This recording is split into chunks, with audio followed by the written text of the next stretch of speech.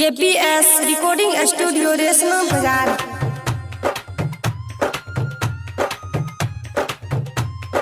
गामे गामे टोला टोला शोर भेल गे, गामे गामे टोला टोला शोर भेल गे। डीजे वाला छौरा चोली चोर भेल गे, अगे डीजे वाला छौरा चोली चोर भेल गे। नाचत नाचत छौरी सबके भोर भेल गे, नाचत नाचत छौरी सबके भोर भेल गे। डीजे वाला छौरा चोली चोर भेल गे, अगे डीजे वाला छौरा चोली चोर भेल गे। डीजे वाला छौरा चोली चोर भेल गे, चोली चोर भेल गे।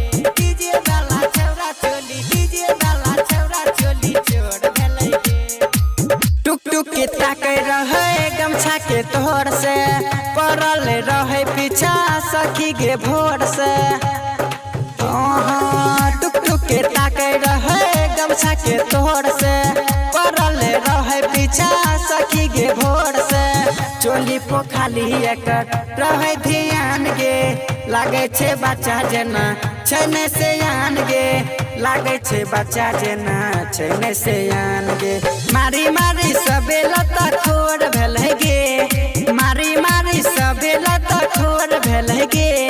डीजे वाला छौरा चोली चोर भेल गे, अग डीजे वाला छौरा चोली चोर भेल गे। KPS रिकॉर्डिंग स्टूडियो रेशमा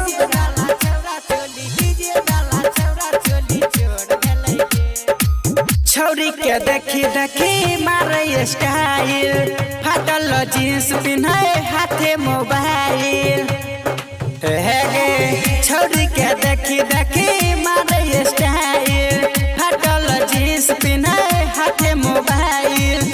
मारे छे लाइन छौरा डीजे पर चढ़ के, राइटर शिवानंद नाचे हाथे पकोहर के, राइटर शिवानंद नाचे हाथे पकोहर के। सोमाना के संगे कोई ने जोर भेल गे, सोनुआ के संगे कोई ने जोर भेल गे। डीजे वाला छौरा चोली चोर भेल गे, अग डीजे वाला छौरा चोली चोर भेल गे।